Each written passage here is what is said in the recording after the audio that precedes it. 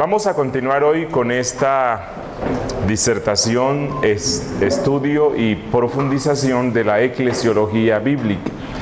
Nos estamos concentrando especialmente en cuáles son las marcas que deben identificar a una iglesia saludable, ya que si nos encontramos en una congregación que tiene estas marcas, indudablemente nuestras almas van a ser beneficiadas y estas congregaciones van a ser más efectivas en la divulgación del evangelio bíblico. El nombre y la gloria de Dios va a ser exaltada de una forma más grande. Por lo tanto, es responsabilidad de todo pastor, de todo cristiano, de todo líder, conocer cuáles son las marcas que la iglesia da, que deben identificar no solamente a una iglesia verdadera de Cristo, sino a una iglesia saludable. Ya hemos visto buena parte de esas marcas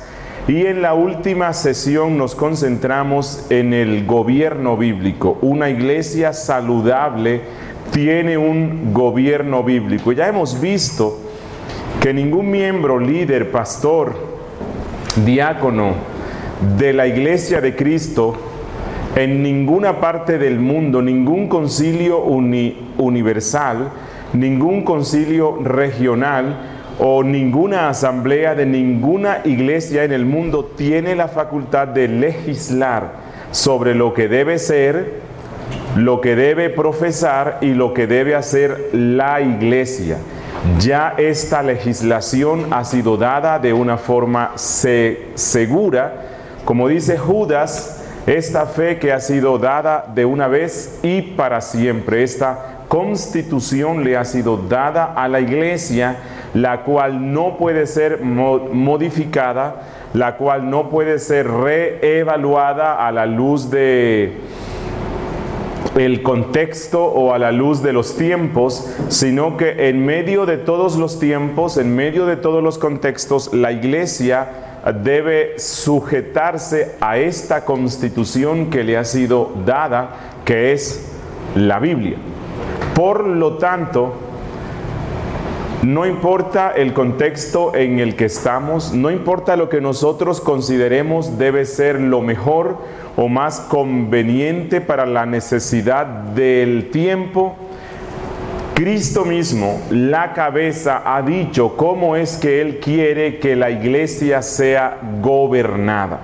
Cristo mismo le ha ordenado a la iglesia cuáles son los oficios que ella debe tener permanentemente. Cristo mismo le ha dado cuál es la estructura que debe identificar su gobierno. Cristo mismo ha establecido cuáles son los requisitos, cualificaciones, condiciones y procedimiento para la elección y ordenación de estos oficiales permanentes. Ya hemos visto que la iglesia tiene 3 oficiales extraordinarios, que son los apóstoles, profetas y evangelistas, como dice Efesios 4:11, y se les llama extraordinarios porque Dios les dio una misión con ciertas capacidades milagrosas especiales como parte de la confección de la Biblia, del establecimiento de las bases o fundamento de la iglesia. Y ya hemos visto que Cristo Jesús, la cabeza de la iglesia, le plació determinar y dar 2 oficiales o 2 oficios de índole permanente o perpetuo, que son los ancianos y los diáconos. En la última sesión estábamos estudiando los requisitos y cualificaciones que debe tener un hombre según lo que la cabeza dijo por medio de los apóstoles para ser un anciano. Y ya hemos visto parte de esos requisitos y hoy vamos a continuarlos viendo. Pero vamos a encomendarnos en las manos de Dios, que sea Él quien nos guíe. Padre nuestro, que estás en los cielos, santificado sea tu santo nombre, y que tu reino venga a nuestras vidas, a nuestras iglesias, a la iglesia en su aspecto universal y a este mundo. Deseamos andar conforme a tu voluntad, y eso es lo que te decimos, Señor, cuando pedimos que tu reino venga. Queremos hacer tu voluntad. Tú eres nuestro Rey, nosotros los súbditos. No queremos actuar arbitrariamente, orgullosamente, usurpando lo que solamente te corresponde a ti. Deseamos sujetarnos en todo a lo que tu voluntad eterna nos lleva, la cual está escrita. Yo te ruego, Señor, que al continuar con el desarrollo de este estudio, tú subyugues más nuestras mentes, lleves nuestras mentes a la esclavitud de la voluntad de Cristo, que abandonemos conceptos humanos basados en meras presuposiciones o prácticas históricas que no son bíblicas, y concédenos, Señor, honrarte en la iglesia, que es tu novia, que es tu cuerpo, tu casa, tu edificio, tu labranza, que podamos honrarte en ella, haciendo tu voluntad. Bendícenos esta tarde, te lo rogamos en el nombre de Cristo Jesús. Amén.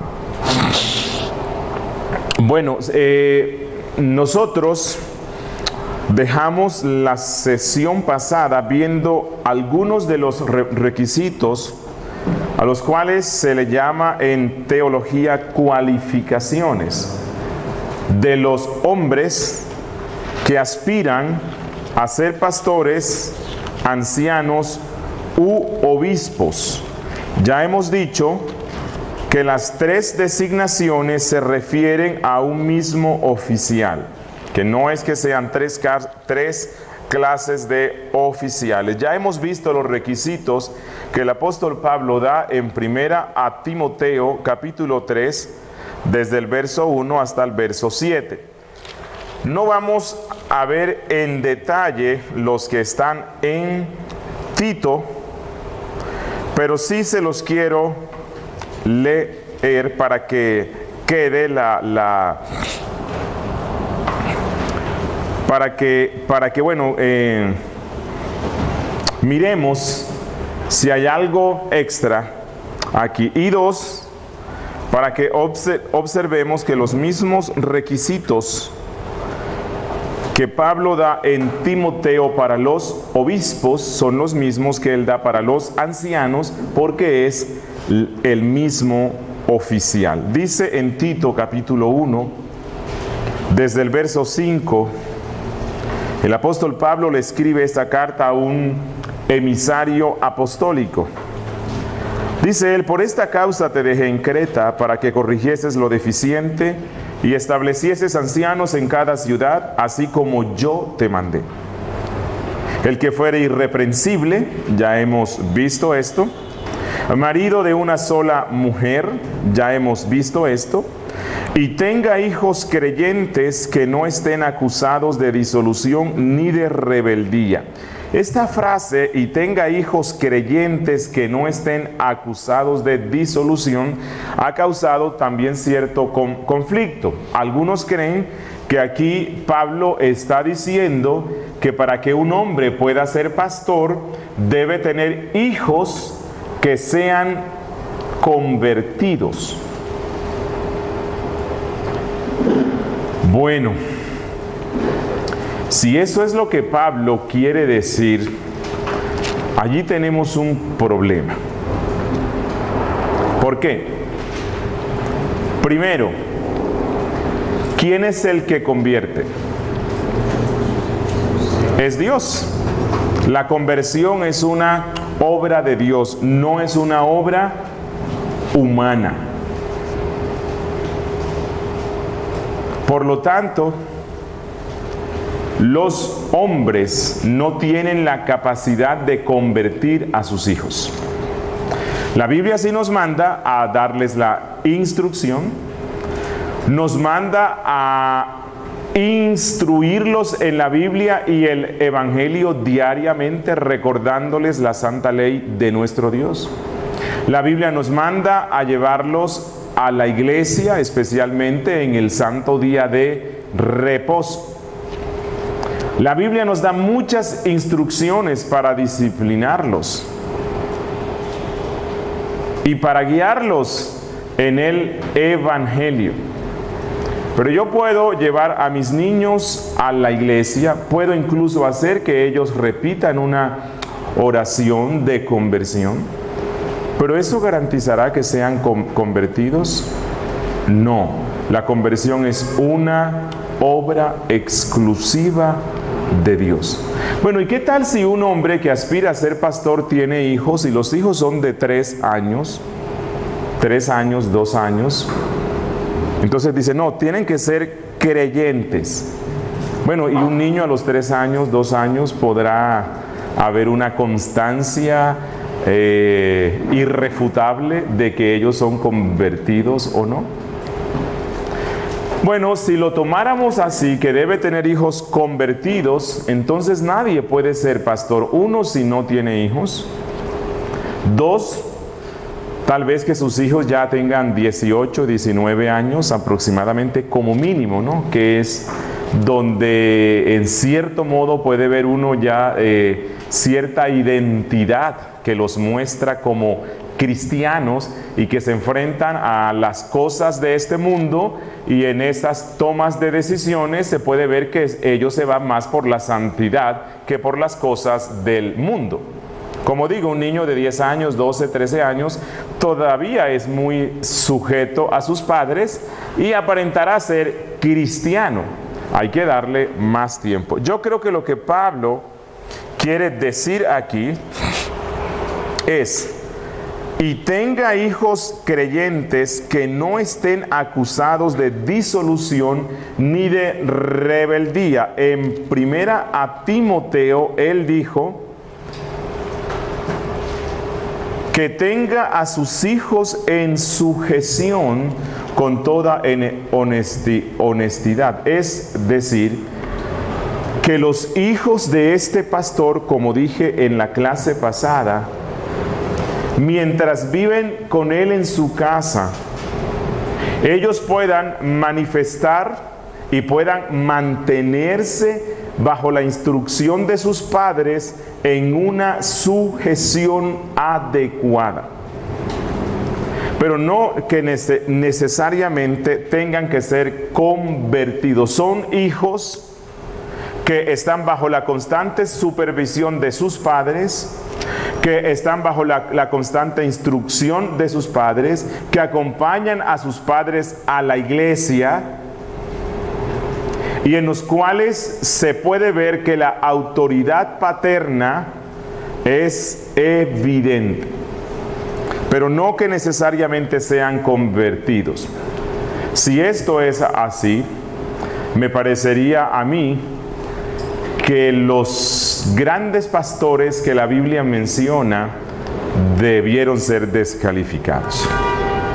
Si nosotros vemos la historia bíblica, la mayoría de los patriarcas que eran pastores tuvieron hijos creyentes y tuvieron hijos que cuando crecieron mostraron un estado de inconversión. Pensemos en el padre de la fe, Abraham.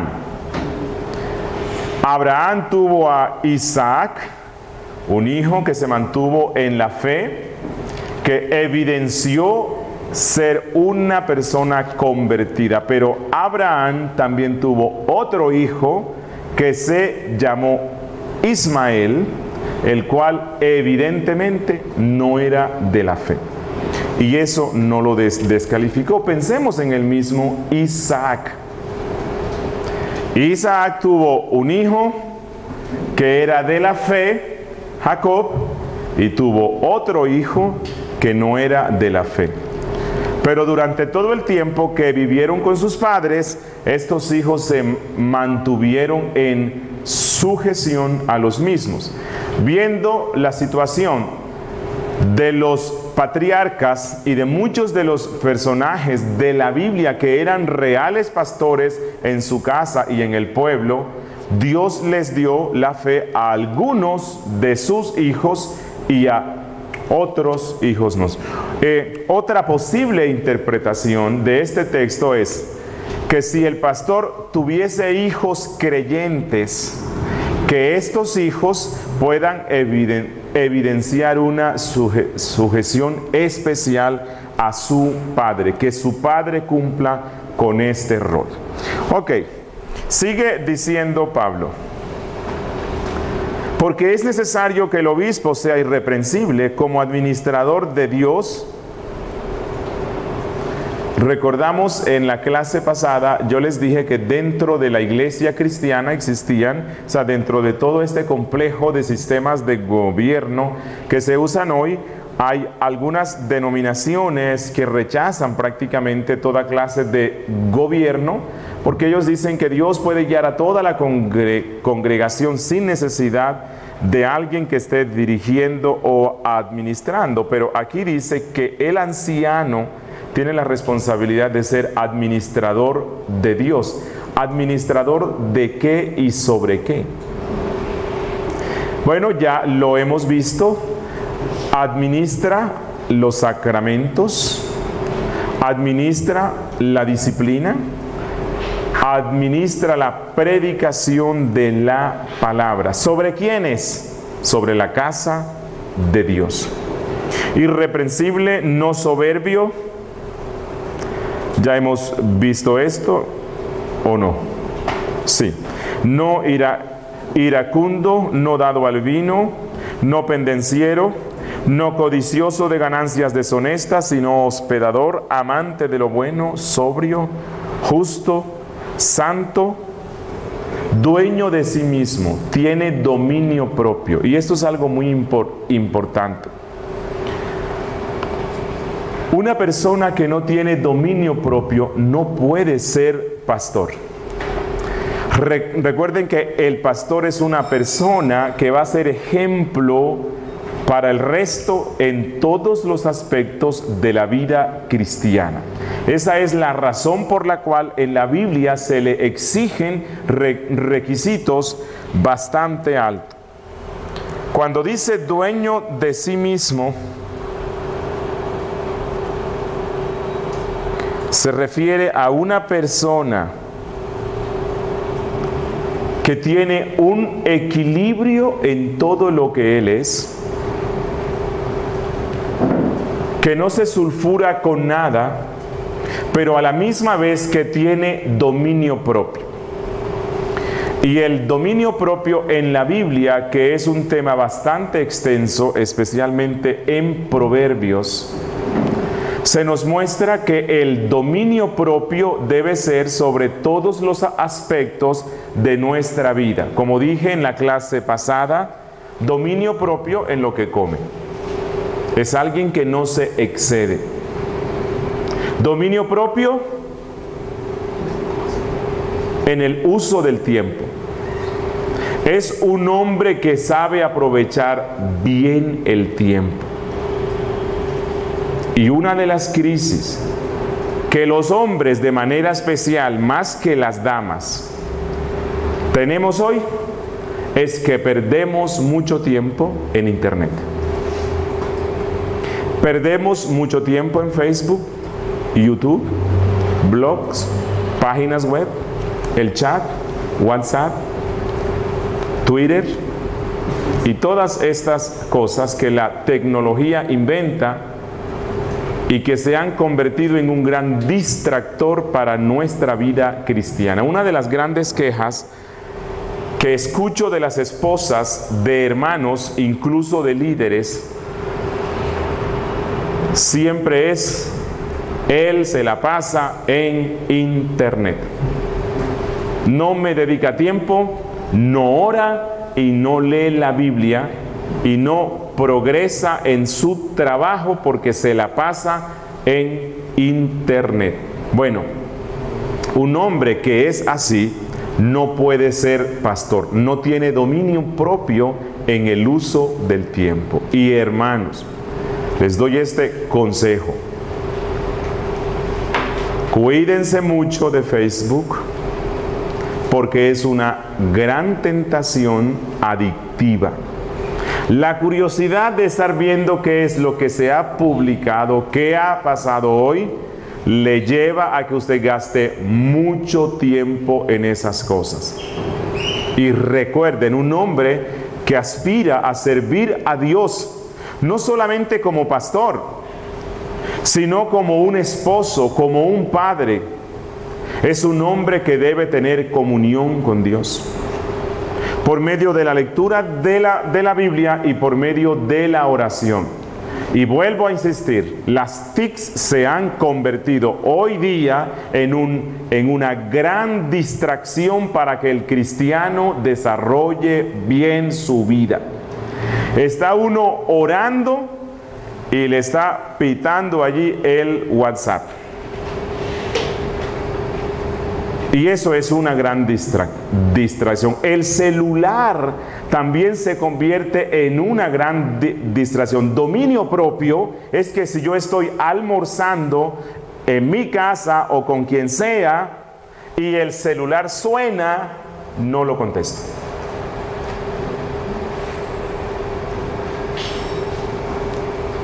Cuando estoy conversando con alguien en una cita o estamos comiendo y veo que el celular le suena y lo están contestando, considero eso como un gran irrespeto, pero a la misma vez como falta de dominio propio.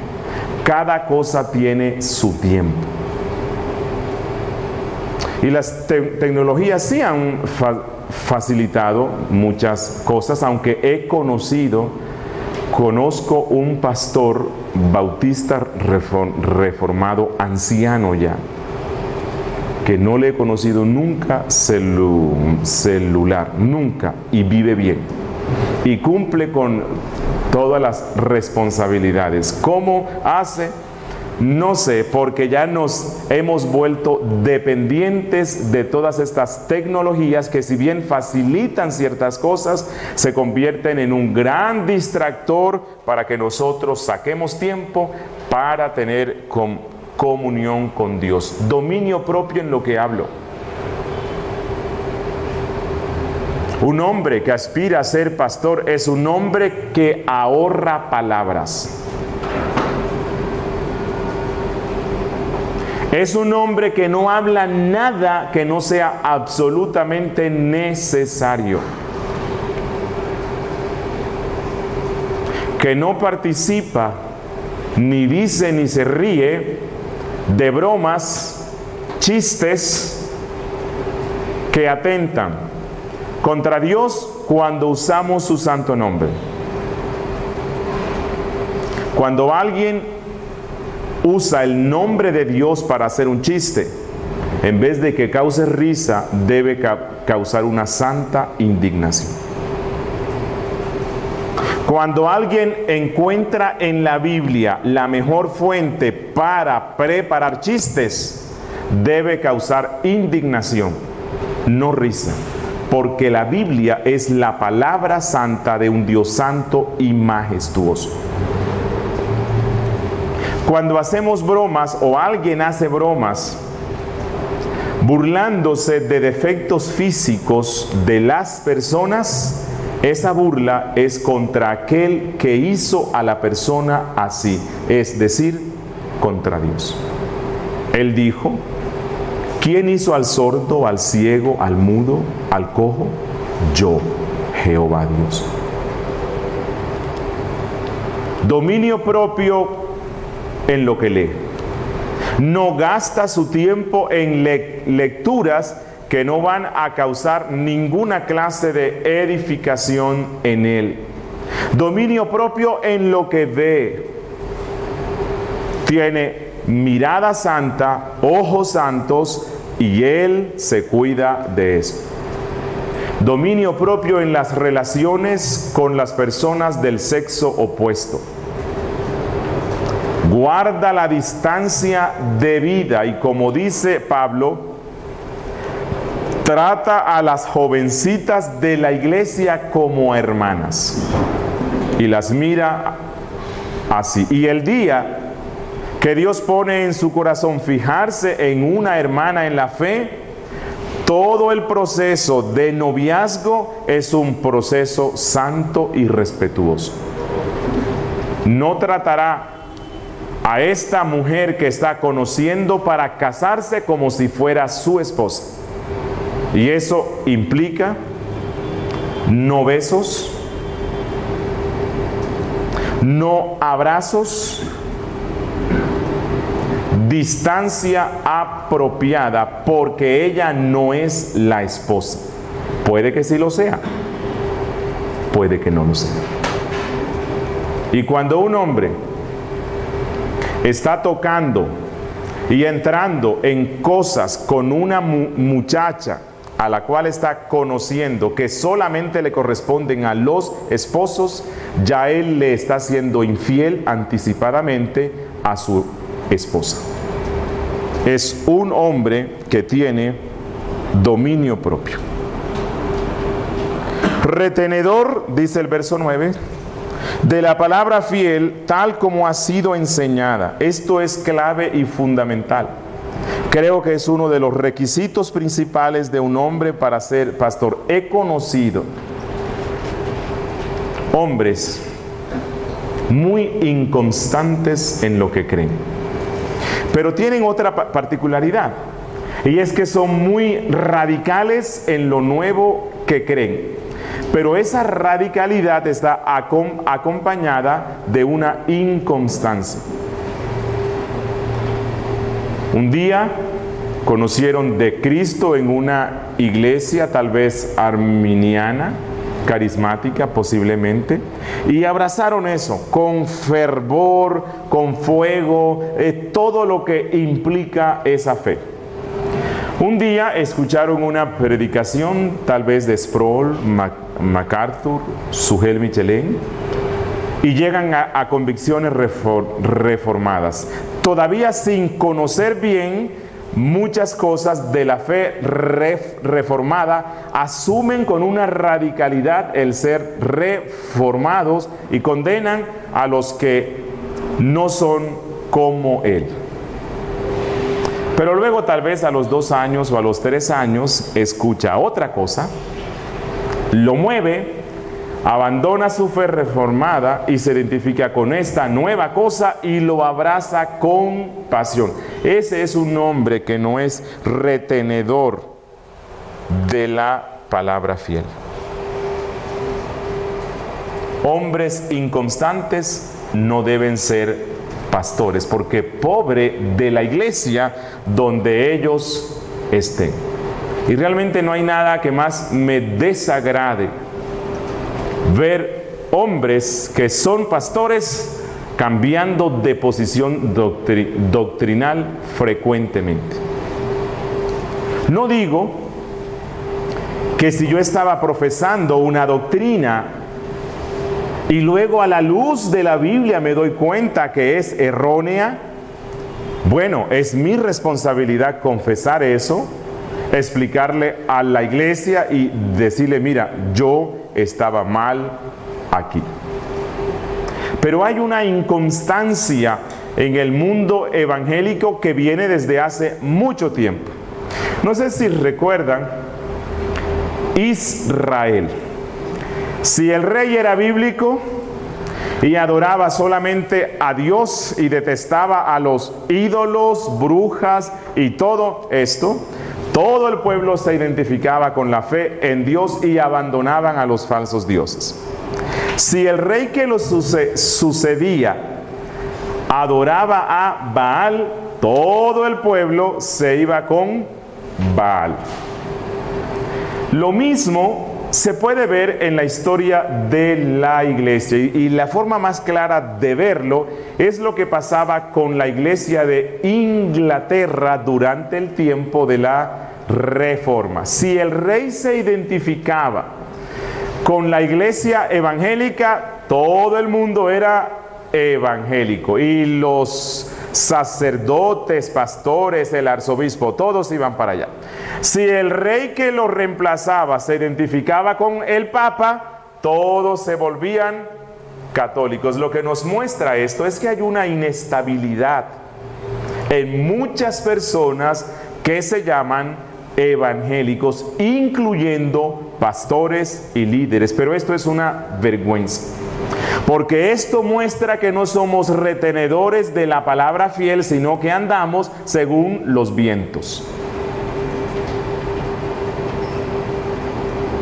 Algo que estoy viendo en este siglo, dentro de la fe que se llama reformada, es que tal vez un día un pastor que se identificaba con la fe reformada, el Señor empezó a bendecir su congregación y creció mucho y llegó a tener fama, que es una cosa que no entiendo. O sea, uno oye predicaciones de pastores que tienen congregaciones muy grandes y fama. Pero bueno, ¿y qué si Dios le ha dado una mejor capacidad a un pastor de una congregación de 5 miembros, de 20 miembros, que no tiene tanta fama? ¿No puede ser de bendición? Creo que en el fondo buena parte de los hermanos que se llaman reformados hoy día siguen con la misma cosmovisión carismática. En el mundo carismático, los grandes hombres que todo el mundo sigue y quiere escuchar son los que tienen mega iglesias. Y eso mismo pasa dentro de algunos que se llaman reformados. Y entonces uno de estos pastores que tiene una congregación grande y gran influencia llega a la convicción de que la doctrina cesacionista, es decir, esa doctrina que dice que los dones sobrenaturales o milagrosos, especialmente aquellos que estaban relacionados con la revelación que el Espíritu Santo dio, y los dones de milagros, una vez que la confección de la Biblia se dio, definitivamente cesaron, y ya hemos visto algunas razones de por qué. Lo cual ha sido una convicción de las iglesias evangélicas históricas, especialmente de las iglesias de la Reforma, como consta en sus credos. Entonces, ¿por qué un hombre de mucha fama y con una iglesia grande llega a la conclusión que posiblemente Dios está dando hoy esos dones? Todo el mundo corre para allá. Y pastores cambian su doctrina para identificarse con lo que está siendo popular hoy en el mundo reformado.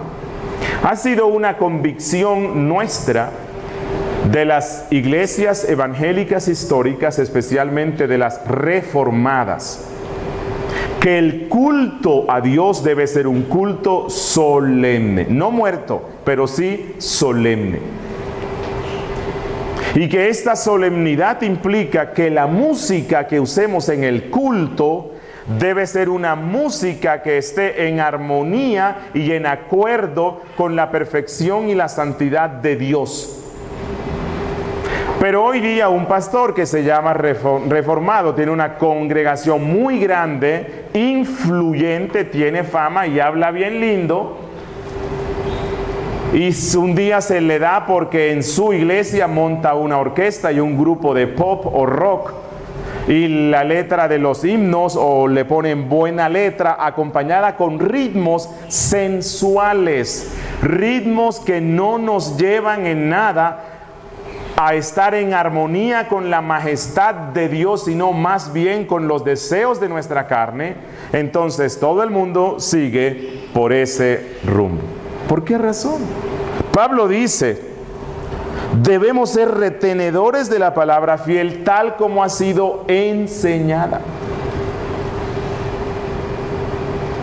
Y esto implica que un hombre que aspira a ser pastor es un hombre fiel, firme en la Biblia. para que también pueda exhortar con sana enseñanza y convencer a los que contradicen. Si vamos con ambigüedades, si hoy creo una cosa y mañana creo otra cosa porque es más popular, bueno, ¿cómo voy a convencer a los que están contradiciendo la fe? Ellos mismos se van a dar cuenta que mi fe es muy ambigua, gelatinosa, flexible. Porque hay aún muchos contumaces, habladores de vanidades y engañadores, mayormente los de la circuncisión. Y todo esto lo que nos muestra es que otra responsabilidad principal del pastor es hacer apologética. El pastor debe ser un defensor de la fe, convencido, que es radical en los dogmas claros que la Biblia tiene y que es amoroso y tierno en aquellas cosas en las cuales no se puede hacer dogma. Tiene esas dos combinaciones. No es radical simplemente porque tiene que ser o no. Hay cosas en las cuales se debe ser radical en las cosas que la Biblia enseña de una forma clara. Ejemplo, la depravación humana. ¿Es algo claro y contundente en la Biblia? Sí, y yo tengo que ser radical en eso. La salvación por gracia, ¿es algo claro en la Biblia? Tengo que ser radical en eso. Que los papás eduquen a los niños en la casa y no los manden a la escuela, ¿es algo muy claro en la Biblia? No, no puedo ser dogmático en eso. Sí puedo dar recomendaciones y puedo decirles que es lo mejor, pero no puedo convertir eso en un dogma.